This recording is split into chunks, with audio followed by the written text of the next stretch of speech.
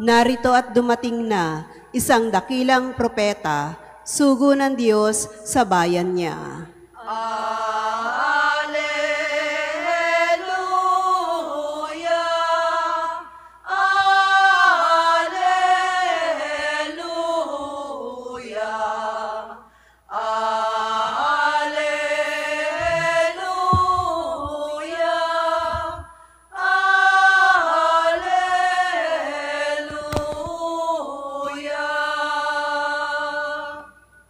Sumainyo ang Panginoon. At sumaiyo rin.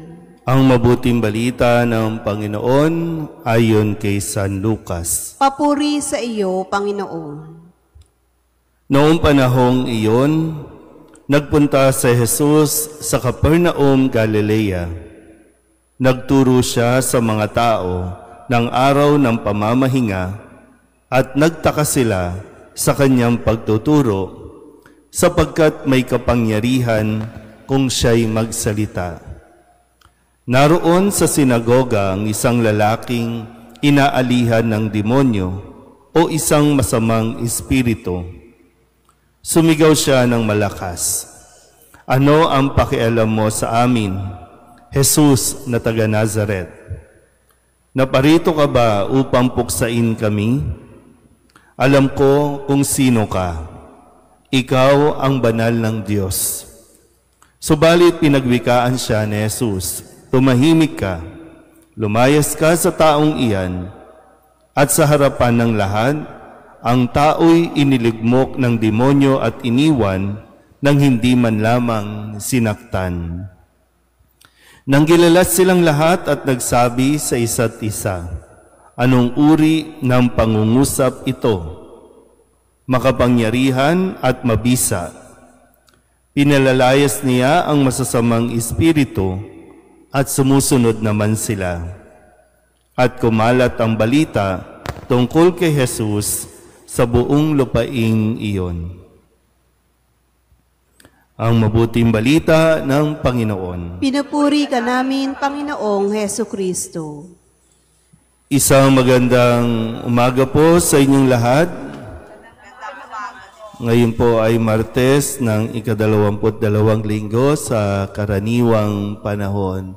Kung ating pong susundan ang kwento sa pahayag ng mabuting balita kahapon, halos ibulid o ihulog na o ipagtulakan si Jesus sa bangin dahil lamang hindi nila matanggap o hindi nila kinikilala kung sino si Jesus sa kabila ng kanyang napakagaling o mahusay na pananalita ng kanyang basahin ang sulat o aklat mula kay Propeta Isaías. No? At sinabi nila na, diba, anak lang ito ng isang karpentero, anak ito ni Jose.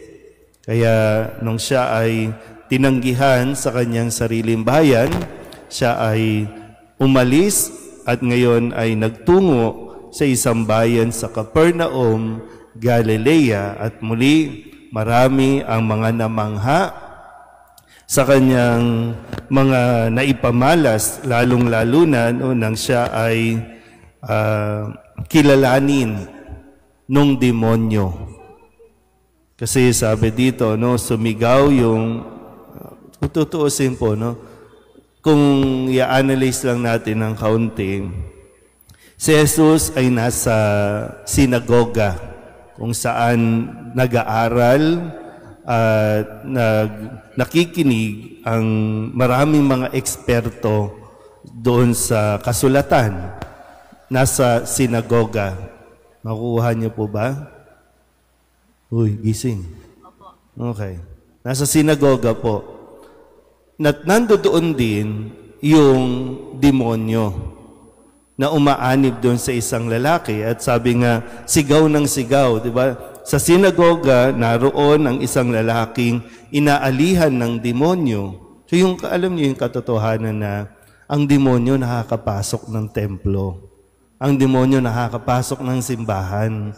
Hindi yan yung katulad sa pelikula, hanggang doon lang yan sa pinto kasi may shield. Hindi.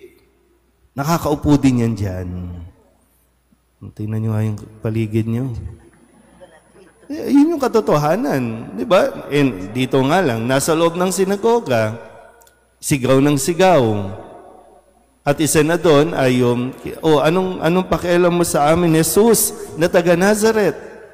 Kahapon lang ayaw siyang kilalanin sa kanyang mismong bayan sa Nazareth. O ngayon, isang demonyo na umanib doon sa isang lalaki ay pinagsisigawan kung sino si Jesus. Nakuha niyo po ba? Yan. At sabi nga dito, nang sabihin lang ni Jesus, tumahimik ka, lumayas ka sa taong iyan, sinunod siya ng demonyo at umalis. Kaya sabi nila, ano ito? Napaka makapangyarihan kung magsalita si Jesus. Talaga naman, yung pagsasalita, pag nagsalita tayo, pwedeng mapabuti ang isang tao o pwedeng mapasama, hindi lang isang tao, buong bansa napapasama dahil sa mga salita na binibitawan natin. Kaya napakahalaga po para sa ating lahat, katulad ni Jesus, na magkaroon tayo ng authority sa ating pagsasalita. At ano yung nagbibigay sa atin ng authority? Yung meron tayong kredibilidad. Sabihin nyo nga po, kredibilidad. Nandyan ang tunay na kapangyarihan, yung mayroong kredibilidad ang nagsasalita, ang nagpapahayag. Kaya napakamatinding hamon, kahit sa amin, lalo na sa aming mga pari, sa mga taong simbahan, na nagpapahayag ng katotohanan na dapat kami rin mismo ay nasa katotohanan. Mahirap po sa sitwasyon natin ngayon, sa kalagayan ng lipunan, mahirap po yung ang nagtatanong sa magnanakaw din. Paano natin mapapalabas ang katotohanan kung yung nagtatanong sinungaling din? Nakuha niyo? Nagigets niyo po ba? Di ba? Kaya sa loob ng tahanan, di ba? Paano mo mapapasunod? Paano mo mapapaniwala ang iyong pamilya kung magkaiba ang lumalabas sa bibig mo at yung nakikita nila sa ginagawa mo? Kaya nawawalan tayo ng kredibilidad. Nawawalan tayo ng kredibilidad sa mga kabataan. Kasi ngayon, di ba, sinasabi natin ang mga kabataan, dapat kasuhan na kapag nakakagawa ng kasalanan. Pero bakit nga gumagawa ng kasalanan? Kasi yun din ang nakikita sa mga matatanda. So, wala na ba tayong kredibilidad?